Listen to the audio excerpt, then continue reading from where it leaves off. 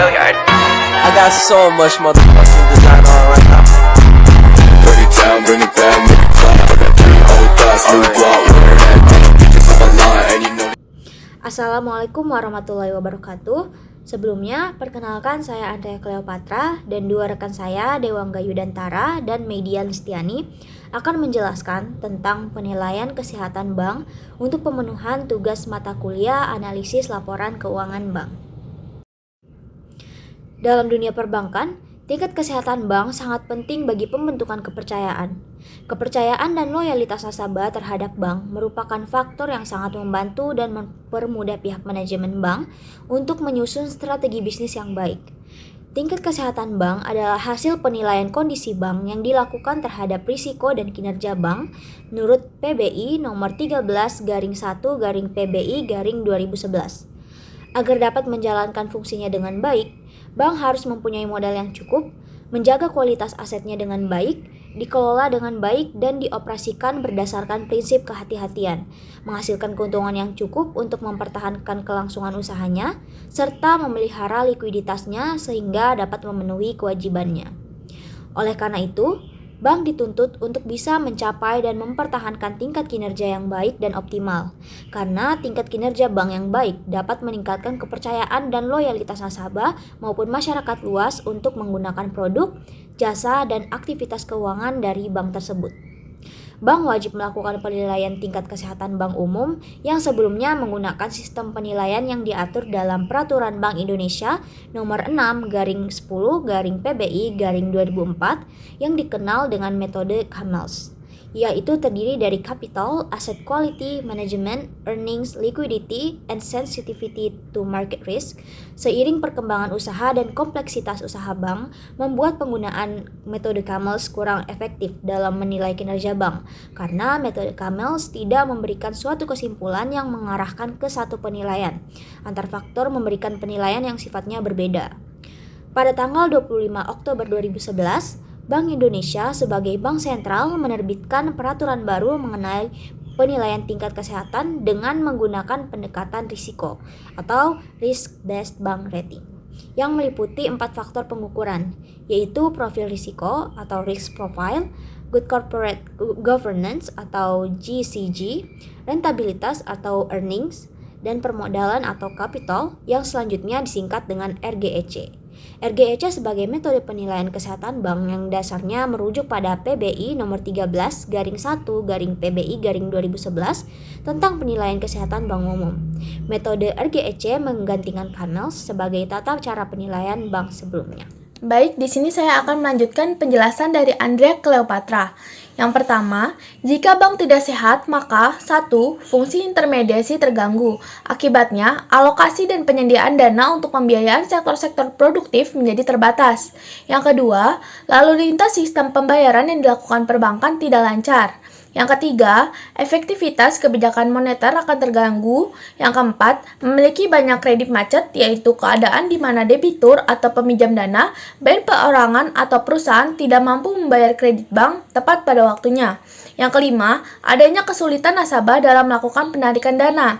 Yang keenam, suku bunga deposito yang terlalu tinggi. Kemudian di sini ada rasio-rasio tingkat kesehatan bank. Yang pertama, KPMM atau KAR adalah rasio yang berdampak pada permodalan terhadap ATMR yang wajib disediakan oleh BPR berupa modal minimum paling rendah sebesar 12% dari ATMR. Indikatornya yaitu modal dibagi ATMR, dengan ATMR adalah jumlah aset sebuah bank berdasarkan profit resiko masing-masing aset. Yang kedua, aset produktif atau penyediaan dana bank untuk memperoleh penghasilan antara lain kredit, surat berharga, dan penyertaan. Dan aset non-produktif, yaitu aset lain, aset produktif yang tidak memperoleh penghasilan antara lain properti dan giro wajib di Bank Indonesia, yang dibanding dengan aset kualitas kurang lancar, diragukan, macet, dan dihitung berdasarkan nilai dalam neraca secara gross. Kemudian, yang ketiga, hanya perhitungan aset produktif atau penyediaan dana bank untuk memperoleh penghasilan antara lain kredit, surat berharga, penyertaan yang dibanding dengan aset berkualitas kurang lancar, diragukan, dan macet. Dihitung berdasarkan nilai dalam neraca secara gross, tidak ada ketentuan pasti mengenai kriteria rasio ini. Dari OJK, semakin kecil presentasinya, maka semakin sehat. Indikatornya yaitu aset produktif bermasalah dibagi total aset produktif. Yang keempat, cadangan kerugian penurunan nilai atau CKPN adalah cadangan yang dibentuk oleh bank untuk mengantisipasi kerugian akibat penanaman dana dari aset produktif. Rasio ini termasuk dalam jenis rasio kredit dengan indikator CKPN dibagi aset produktif.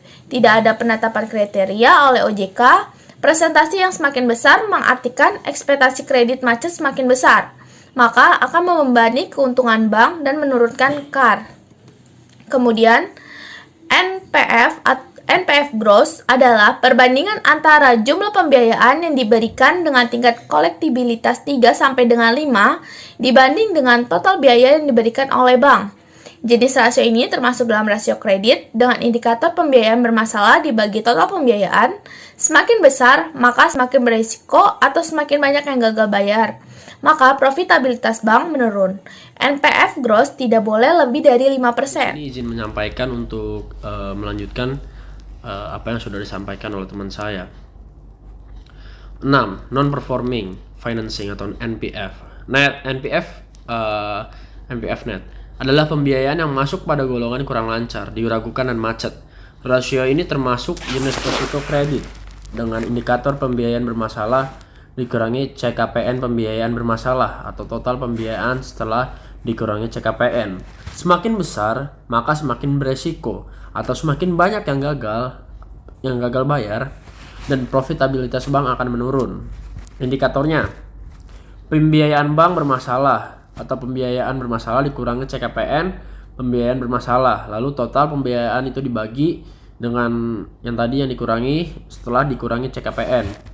Lalu 7. Return on asset atau biasa disebut dengan ROA adalah ukuran kemampuan aset perusahaan untuk menghasilkan laba-laba bersih. Jenisnya yaitu rentabilitas dengan indikator laba sebelum pajak atau rata-rata total aset. Semakin besar semakin baik dan profitabil. Lalu indikatornya adalah laba sebelum pajak dibagi rata-rata total aset. Lalu 8. Return on equity atau ROE adalah jumlah imbal hasil dari laba bersih terhadap ekuitas dan dinyatakan dalam bentuk persen.